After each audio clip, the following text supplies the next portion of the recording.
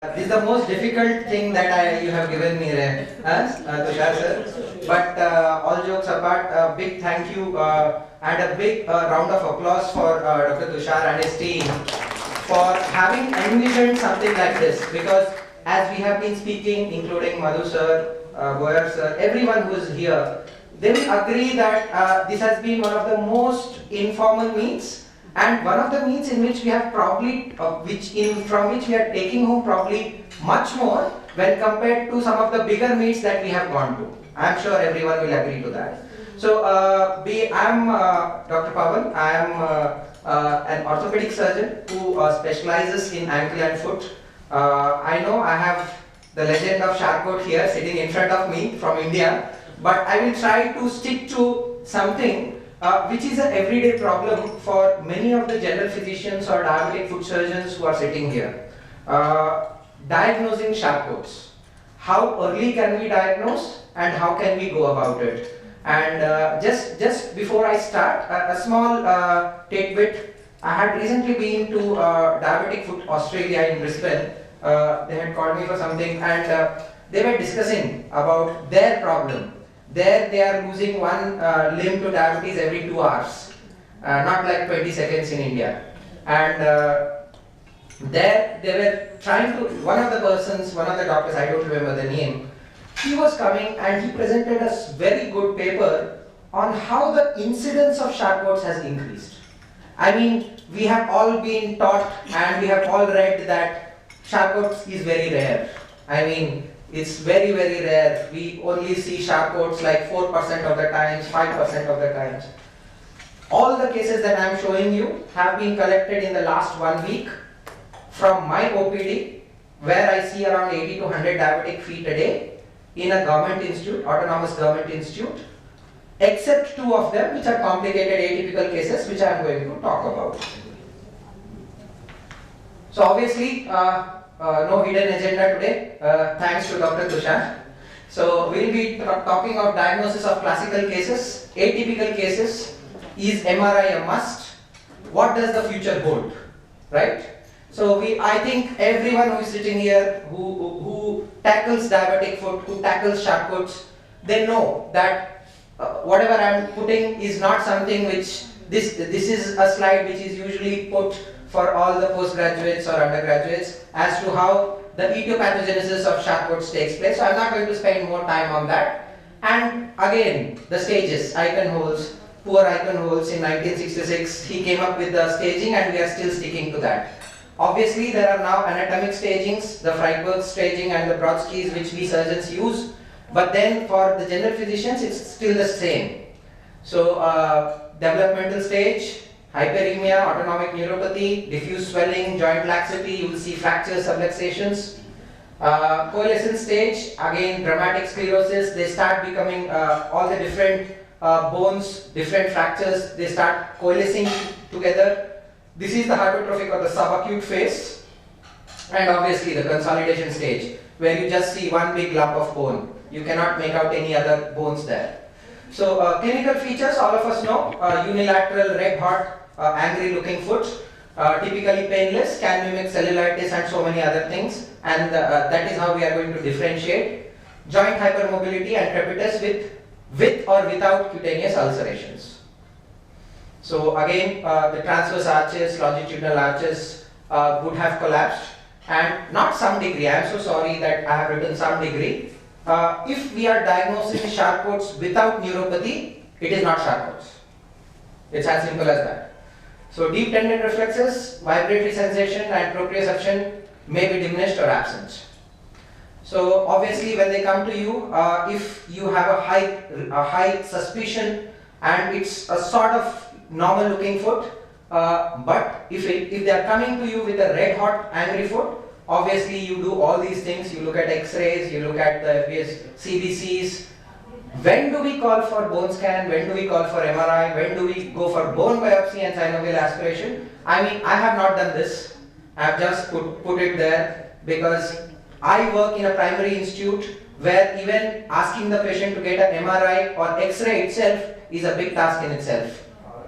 So this is my hierarchy of investigations when I am looking at Charcots. The first and foremost, as you can make out there, clinical temperature assessment. Believe me, when you have a handheld infrared thermometer and a good eye, you will be able to detect 95% of the Charcots. You do not have to go to MRI scans, as I will show you when I start showing the cases.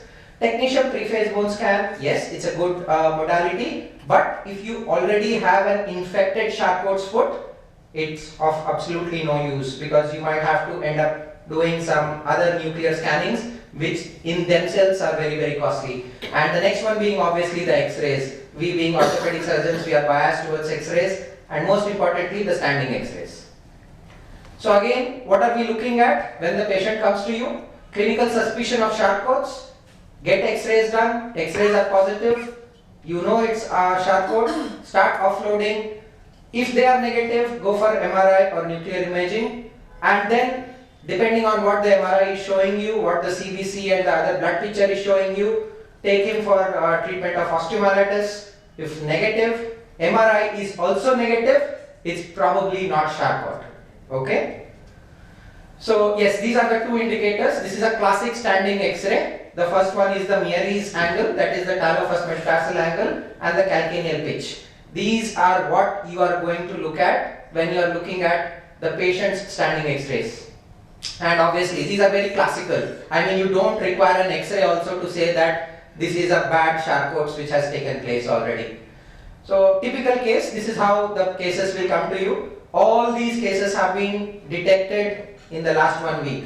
So please don't be under the impression that it is rare. It is not rare anymore. Charcots is becoming more and more common. And the only way you are going to decrease amputation rates in them is by detecting them early. So that is what we are trying to do now. So this is how it will be, unilateral swelling, and obviously when you do a simple temperature measurement, you see that 97 degrees there, 94 degrees, anything above 2 degrees is, it should raise the red flag for you.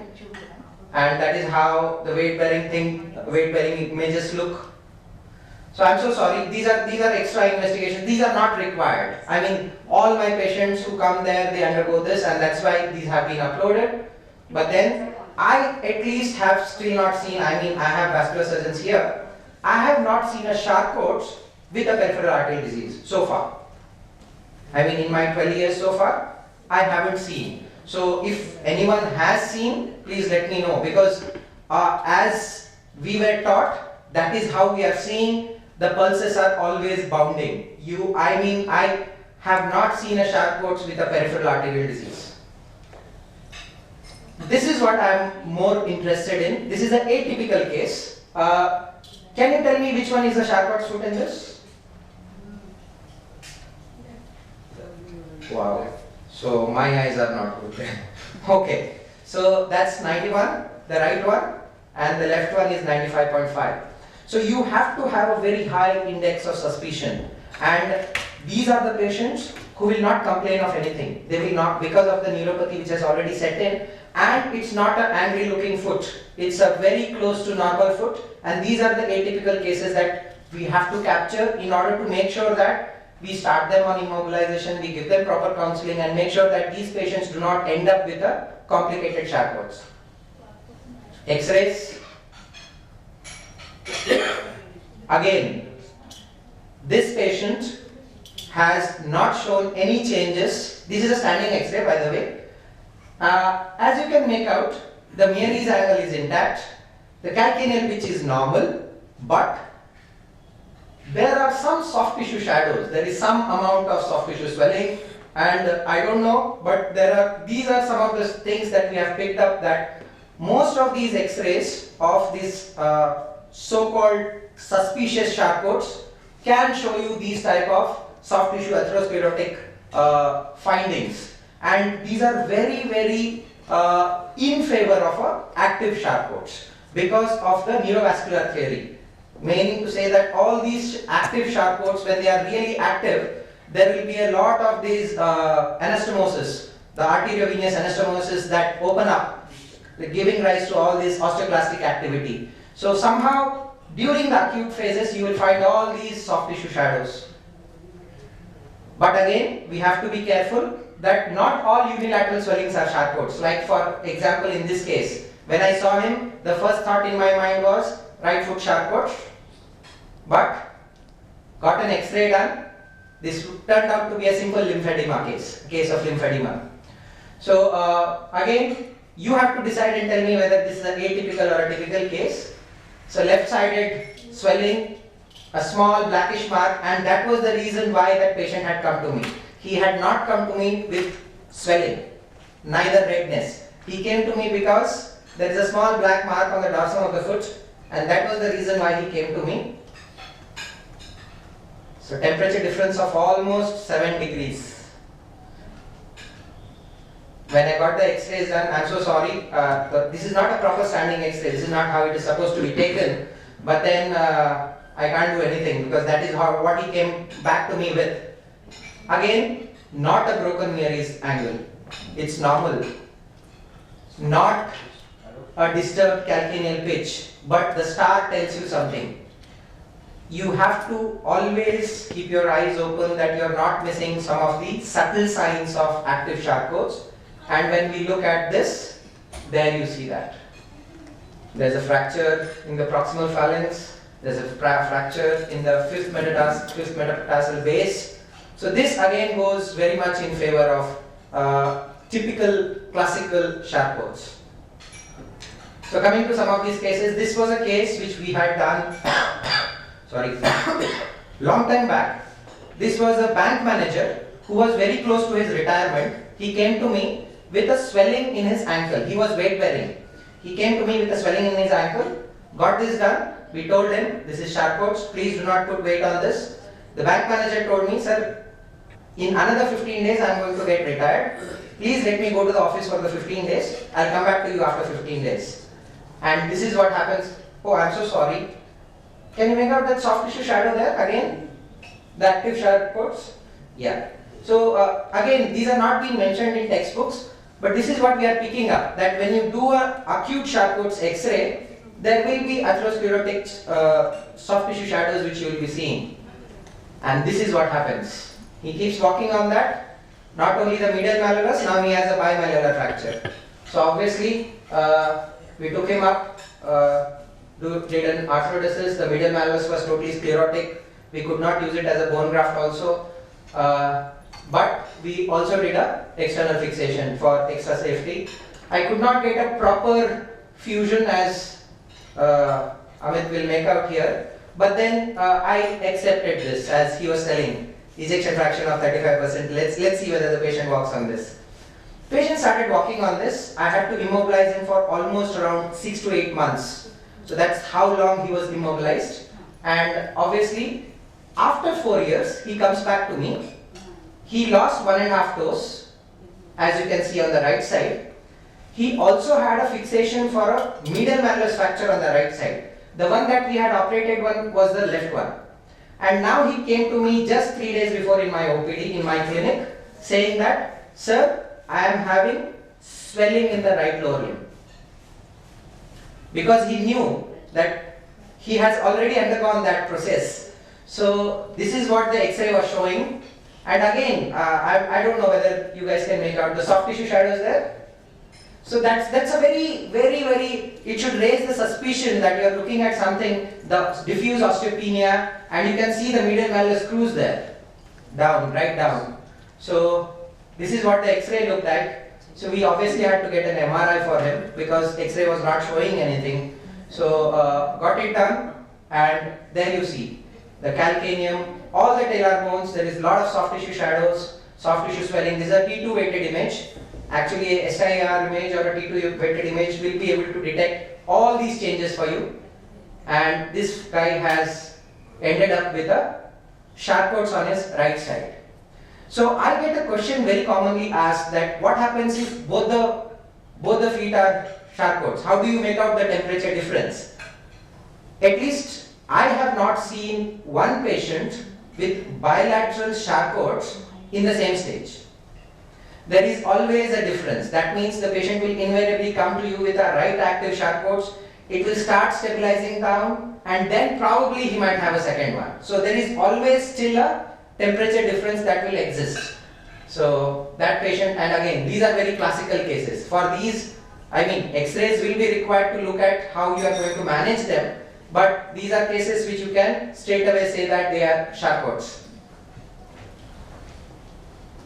So yes, technician three-phase bone scan. So these are scans which are only done, I mean, I very rarely do them, only if I have a very high index of suspicion, if it's a VIP patient and they are asking what is wrong, okay, and your X-rays are not showing up anything.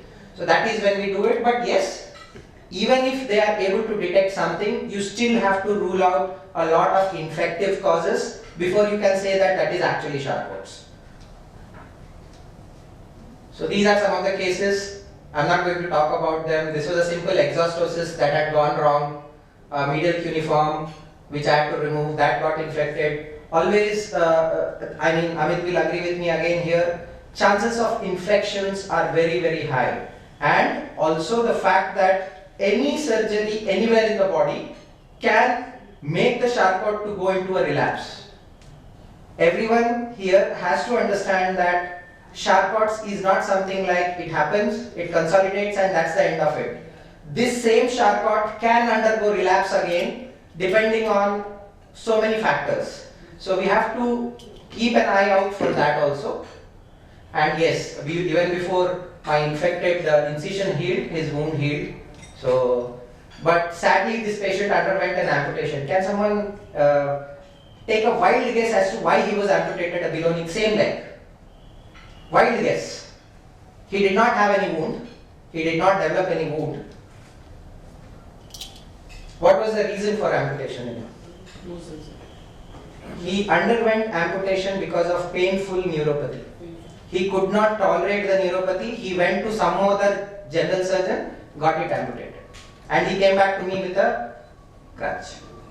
So it just goes to show that we are not tackling only one part of it.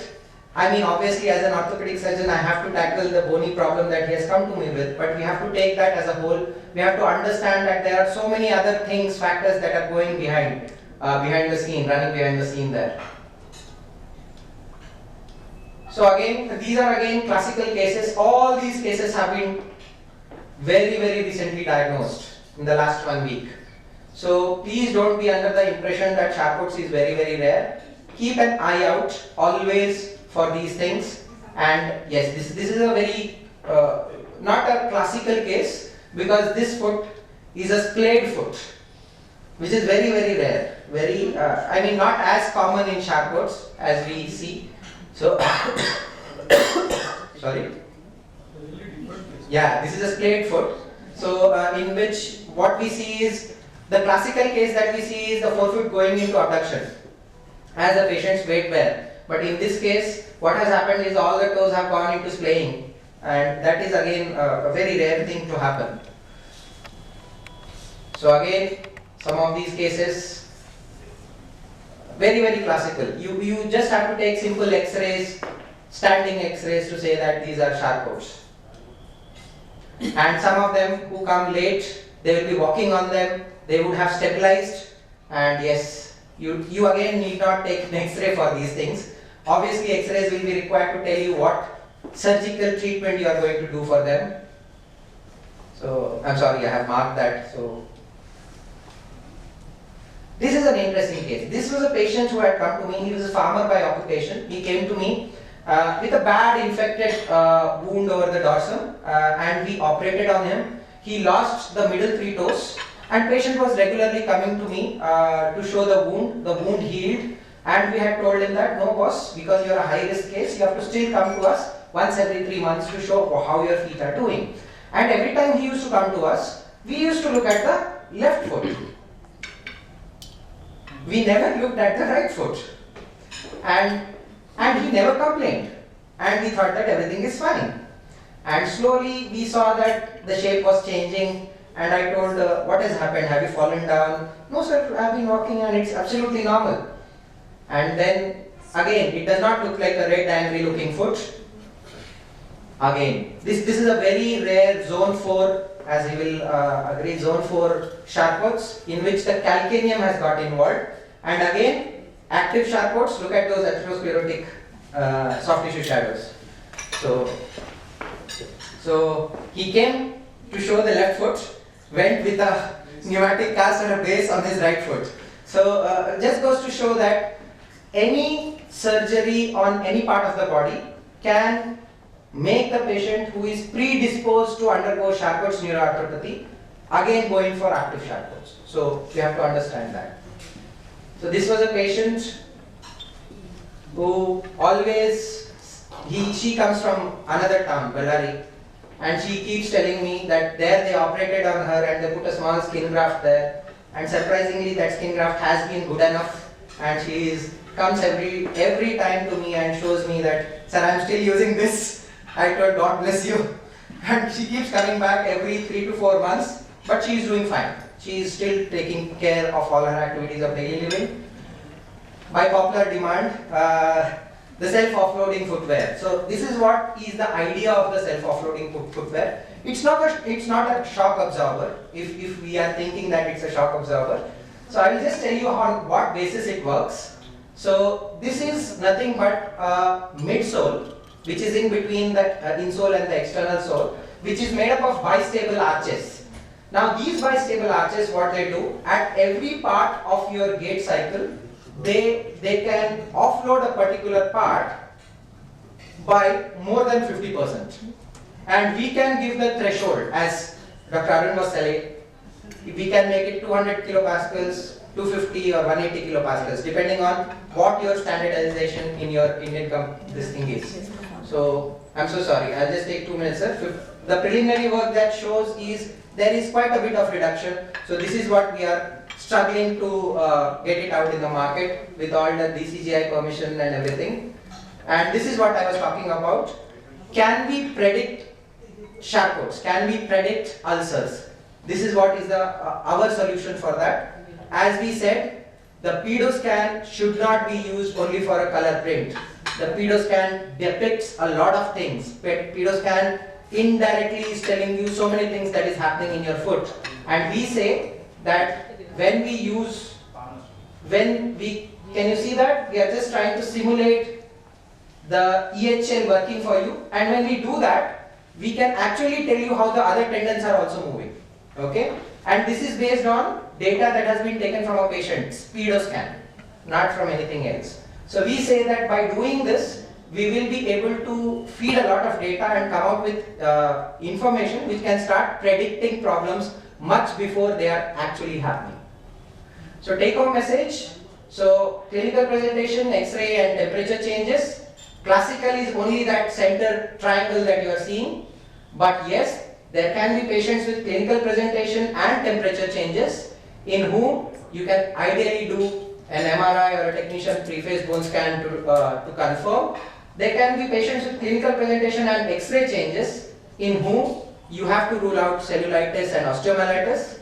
And there can be patients with X-ray changes and temperature changes, but clinically they will be very, very benign. So there is something where your picture you come into the picture, because you will have to have a very high index of suspicion for you to get very close to the diagnosis of Charcot's.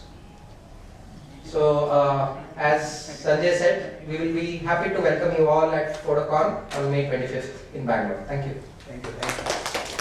Excellent. Just for shortage of time, we have to. Absolutely, sir. I agree. So the management will be taking somebody else. I mean, kind of. No, madam. We do the management, no, but I'm just talking because. about the fact that, like you mentioned, that early Charcot's, because early Charcot's will be managed differently from the one that. Absolutely, absolutely. So we are not. So early Charcot's, the whole idea is trying to be as conservative as possible when early Charcot's are there. But then, if the Charcot's is so biomechanically unstable that you know that even by bracing them, you are not going to get a biomechanically stable foot in the future, you might, as he will be showing you, you might still have to go ahead and take the risk of doing it during the acute phase. And now there are quite a few papers which state that even in the acute stage of Charcot's, we are getting quite good results now for fixation of Charcot's, acute Charcot's. Dr. Amit can take over. We will not have a discussion because we may really miss out on lectures then. I think Madhu also wants to present something in surgical offloading. There are some cases.